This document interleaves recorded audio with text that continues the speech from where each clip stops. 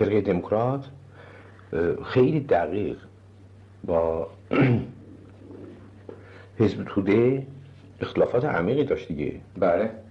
سال 24 و فلان میگم. بله بله. زمان پیش بر مثلا حزب توده با خط مشی فقهی شدیدا مخالف بود. من یه دوستی داشتم که پیرمردیه، انشالله هم زنده باشه نمیدونم، ولی فکر میکنم که نباشه، نه نیستش. اون برای من تعریف میکرد که از طرف حزب توده قاضی دادگستری هم بود، مأمور شده بود که بیاد برای برهم ریختن جلسه رسمی فرقه و اومده بود در تبریز صندلی رو برداشته بود پرت کرده بود طرف پیشوری.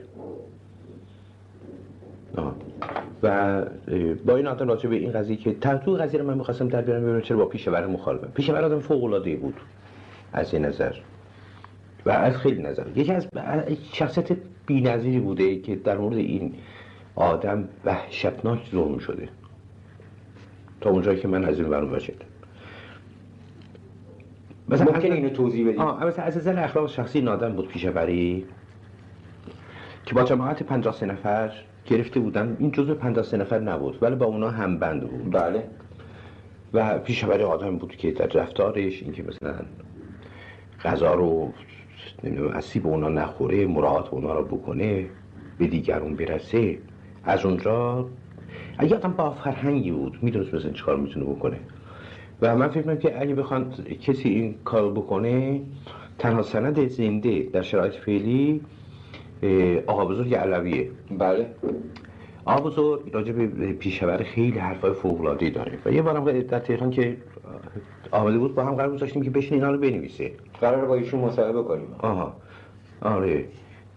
آقا بزرگ یک نظر حیرت آور مثلا راجع به پیشوری داره، نه به خاطر عقاید سیاسیش، اصلا میگفت این آدم درسته، آدم این یک الماس تراشیده شده است.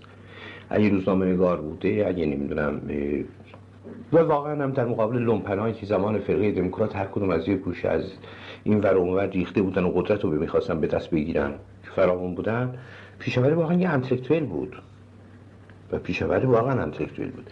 یوتوپیست بود، منتها توتالیتر نبود و اون یوتوپیایی که تو ذهنش بود ایجاد یه نوع سوسیالیسم قابل انطباق در متن جامعه. یا بعدها وقتی آدم مثلا میشینه و کاراشو نگاه میکنه یا حرفاشو میشنوه یا رفتارشو، حتی اصلا من هیچ آدم نمیره این قضیه. بچه بودیم کوچولو ریزه میزه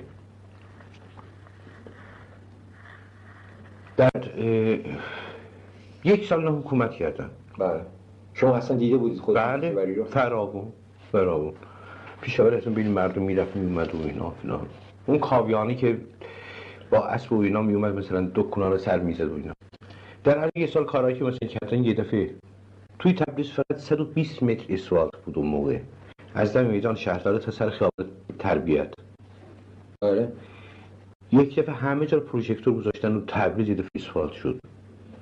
دانشگاه پایش رو اینا ریختن، رادیو رو اونا گذاشتن و بعد نمیدونم پارک و فلان و این قضایا و پارک نه به اون معنی، مثلا با گلستان تبریز یه دفعه تبدیل شده بود به محل تفرج مردم و اون تب و تابم بود. من دقیقا یادم میاد که حومه هایی که حومه مثلا مثل کمیته هایی که الان حکومت فعلی داره در هر محل بود. بله. و افراد میرفتن اونجا مشق میکردن. ما بچه بودیم میرفتیم برای تماشا. بله.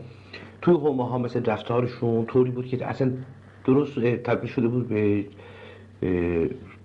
جای زوار. مثلا هر کس شب که میشد میرفت توی اون حومه مینشستن، حرف میزدن.